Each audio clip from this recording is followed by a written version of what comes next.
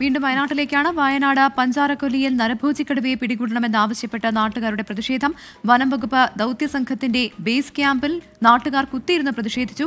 CCF ഉൾപ്പെടെയുള്ള വനം വകുപ്പ് ഉദ്യോഗസ്ഥരെ പ്രതിഷേധക്കാർ തടഞ്ഞു. ചർച്ചയ്ക്കായി കളക്ടറും സബ് കളക്ടറും എത്താതിരുന്നതോടെ പ്രതിഷേധം ശക്തമാക്കുകയാണ് നാട്ടുകാർ. അഭിജിത്ത് മുഴക്കുന്ന് ചേരുകയാണ് പഞ്ചാരക്കൊല്ലിയിൽ നിന്ന്. അഭിജിത്ത്, കളക്ടറും സബ് കളക്ടറും അല്പസമയത്തിനുള്ളിൽ എത്തിച്ചേരുമെന്ന് മുൻപ് നമ്മൾ അറിഞ്ഞതാണ്. എന്നാൽ അവർ എത്താതിരിക്കുന്നത് എന്തുകൊണ്ടാണ്? ഇതിലൊരു വിശദീകരണം കളക്ടറുടെ ഭാഗത്തു നിന്ന് ലഭ്യമാകുന്നുണ്ടോ? ഒപ്പം വനമന്ത്രി നാളെ സന്ദർശിക്കുന്നുണ്ടെന്ന് പറയുന്നു. ഈ ആളുകളുടെ പ്രതിഷേധം അതെന്തായാലും അയയാനുള്ളൊരു സാധ്യത ഇല്ല എന്ന് തന്നെയാണോ? തീർച്ചയായും പ്രവിധ, അങ്ങനെ തന്നെ നമ്മൾ ഈ ഘട്ടത്തിൽ മനസ്സിലാക്കണം. കാരണം നേരത്തെ അവരൊരു രാവിലെ അവരൊരു പ്രതിഷേധത്തിൽ ഇറങ്ങിയതാണ്. ആ ഘട്ടത്തിൽ അവർക്ക് കിട്ടിയൊരു ഉറപ്പ് കലക്ടറും സബ് കളക്ടറും ഇവിടേക്ക് എത്തി ചർച്ച നടത്തും. ആ ഒരു ഉറപ്പ് ലഭിച്ചതിന് പിന്നാലെയാണ് ആ പ്രതിഷേധത്തിന് ചെറിയൊരു ശമനം വന്നത്. പിന്നീട് കലക്ടർ ഇവിടേക്ക് എത്താത്ത സാഹചര്യത്തിൽ വീണ്ടും പ്രതിഷേധം ഉടലെടുത്തു. വലിയ രീതിയിൽ അവർ തങ്ങളുടെ ആശങ്കകൾ ഒക്കെ ഈ ഉദ്യോഗസ്ഥരെ അറിയിക്കുന്ന ഒരു സാഹചര്യമുണ്ടായി.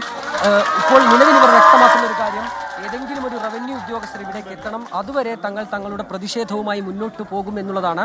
നിലവിൽ മറ്റൊരു കാര്യം കൂടി നമ്മൾ മനസ്സിലാക്കുന്നത് ADM ഇവിടേക്ക് എത്തും എന്നുള്ളതാണ്.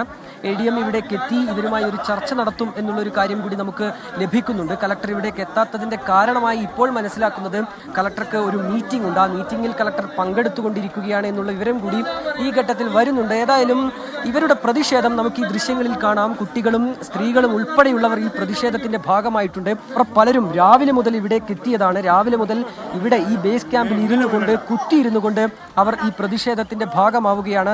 തങ്ങളുടെ ആശങ്കകൾ അറിയിക്കുകയാണ്, തങ്ങളുടെ ഭീതി അറിയിക്കുകയാണ്.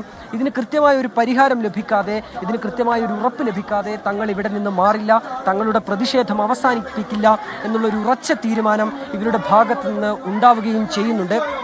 ഏറെ വൈകാരികമായ പ്രതികരണങ്ങളിലേക്ക് ഇവർ നേരത്തെ പോകുന്ന ഒരു സാഹചര്യം ഉണ്ടായിരുന്നു. കാരണം അവർക്ക് നഷ്ടപ്പെട്ടത് അവരുടെ കൂട്ടത്തിൽ ഒരാളെയാണ്. ഈ സമയമാകുന്നതുവരെ അതിൽ കൃത്യമായ ഒരു നടപടി എടുക്കാൻ ആരും തയ്യാറായിട്ടില്ല. വനം വകുപ്പ് ഉദ്യോഗസ്ഥരുടെ ഭാഗത്ത് നിന്ന് അതിനൊരു നടപടി കൃത്യമായി ഉണ്ടായിട്ടില്ല എന്നുള്ളൊരു ആക്ഷേപമാണ്, എന്നുള്ളൊരു പരാതിയാണ് ഇപ്പോൾ ഈ പ്രതിഷേധക്കാരുടെ ഭാഗത്തു നിന്ന് ഉയരുന്നത്. പ്രതിഷേധവുമായി മുന്നോട്ട് പോകാൻ തന്നെയാണോ തീരുമാനം ചേച്ചി? പ്രതിഷേധമായിട്ട് മുന്നോട്ട് പോകാൻ തന്നെ തീരുമാനം. കാരണം നമ്മുടെ ഒരു സഹോദരിയെ നരഭോജിയായ കടുവ കൊന്നു. പക്ഷെ അതിനുള്ള പ്രതിഷേധം ഇന്നലെ പറഞ്ഞു കടുവയെ വെടിച്ച് കൊല്ലാമെന്ന്. ഇന്നിപ്പോൾ അവർ മറുകണ്ഠം ചാടി കൊല്ലാൻ പറ്റില്ല.